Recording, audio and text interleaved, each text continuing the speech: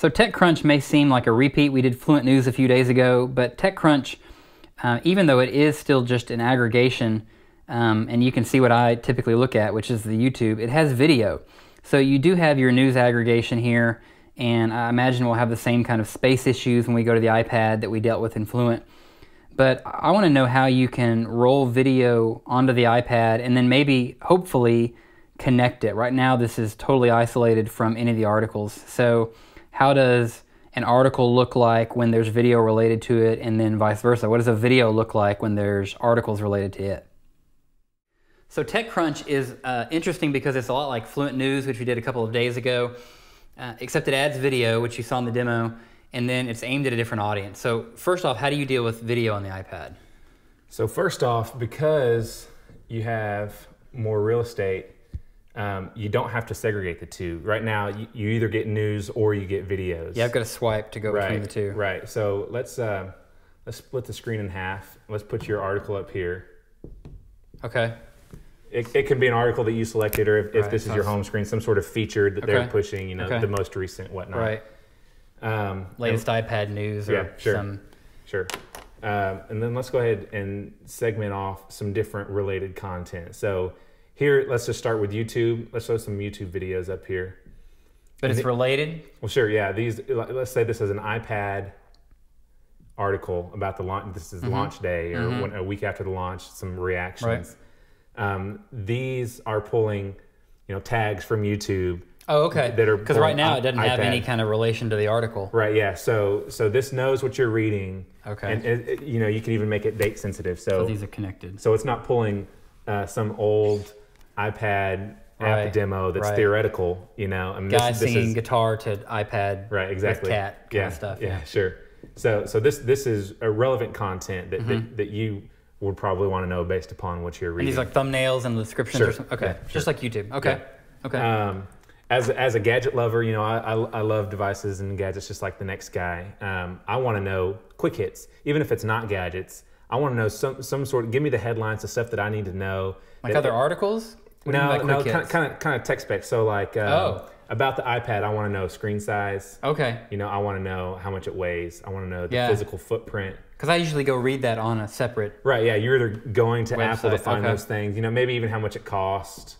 So TechCrunch has some reasonable database of new devices, and if you don't have time to read a full article, you can scan the quick hits and be able at least to carry on some sort of conversation about it. Yeah, I read about that. Right. When you really just cheated and read the cliff notes. Right. So nice. Yeah. So and with the third window, you can do anything, related articles and whatnot. So this is very subject specific. So you're getting a complete view of a subject as opposed to just a list of things. Sure, yeah. So I guess the biggest question is what happens when you click on a video? Right, I was going to ask that, yeah.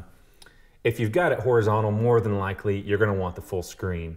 Okay. YouTube is a little sketcy sometimes because you don't know if you're getting HD content or you're getting someone's, flip minnow. A guy with cat, yeah. Right, yeah, guy with cat. So so if it's horizontal, more than likely you're going to want the full screen, give me the full video experience. If it's a little lower quality and pixelization is just driving you nuts, flip it over. The footprint of the screen, it'll leave you a nice 16:9 window up top, so you can, you're getting a reasonable image size, but it leaves you real estate down here to give you related YouTube videos, articles. 'Cause up here you're pulling videos based upon the article. Now you can pull articles based upon the video. It might be different, it might be the same. So now you've got video and you've got maybe your related articles here. Sure, yeah. It might be different than this and it might be the same. It kind of just depends on how far they've dug into a specific. So that's interesting because we've been talking about everybody really. Okay, is video the new content? And so you're using them interchangeably. Right, here. Content's content. Who cares? Someone might be the most gifted writer in the world. They can't make a video worth a darn. Right. So. Now this is different too than Fluent because like these tech specs. I mean, I don't know. I guess if you had an Obama healthcare, it's how tall he is, how much he weighs today. It doesn't make sense, right? So this goes away and becomes something else. Yeah, our generation, whoever's reading about tech stuff, they want give it to me now, and that's what just a quick little bullet point will do for you. See, that's interesting because this looks a lot like Fluent News, and I'll be interested when we start building a comp to see. this doesn't look like what we came up with for Fluent News. Right. So it seems like there was some more specialization with the real estate and related content. Well, let's take a look at what it looked like. Okay, cool. So TechCrunch is interesting because we've already seen Fluent. We looked at the Kindle. So you've got this all laid out, and I'm thinking about when we did the Kindle, we had all this text on the right, and now it's on the left. So what made you decide to put the body of the article, which seems like it might be the main thing, on the left this time? Right. Whenever I'm reading a book, I'm probably not clicking on to related books and related links and videos and stuff. I'm reading. Mm-hmm. So I want to be able to control my reading experience. Whenever I'm reading articles, more than likely I'm wanting to see related videos, related articles. I want it's about exploring, not just reading a specific piece of text. So I wanted, like I said, I kind of have an affinity for using my right hand for navigation and stuff. I'm just right-handed. It would be nice to be able to switch based upon, if you're right-handed, left-handed, right? Yeah, it'd be nice. But I want to be able to scroll through videos and articles and quick hits without is this interrupting. The whole article here? I mean, this is pretty short, so this actually fit on one screen. Yeah, this is the whole article. I added some pagination down here just to demonstrate. You can make it scrollable or swipeable. That's interesting because I think the iPad is going to change what we think of as the screen size going from an iPhone. I mean, it's a lot more. Yeah, definitely. Okay, and then you've got article.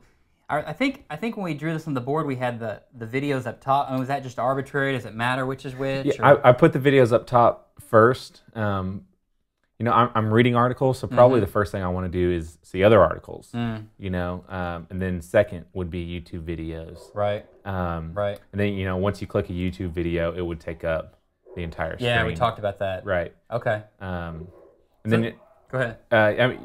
The quick hits, I didn't fill it in. It can be anything. It doesn't have to be quick hits. So that's interesting. I mean, from a design and kind of thinking through this, you didn't need to mock up everything. Right.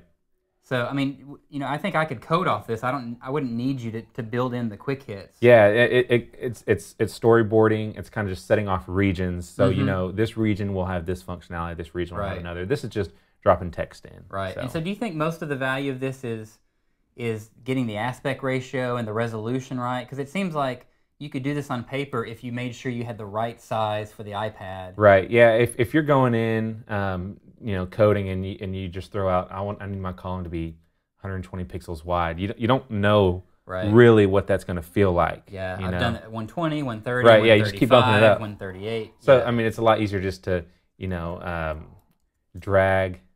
I want to drag until that feels about right. Okay. So you're not just, it's not guesswork. Okay.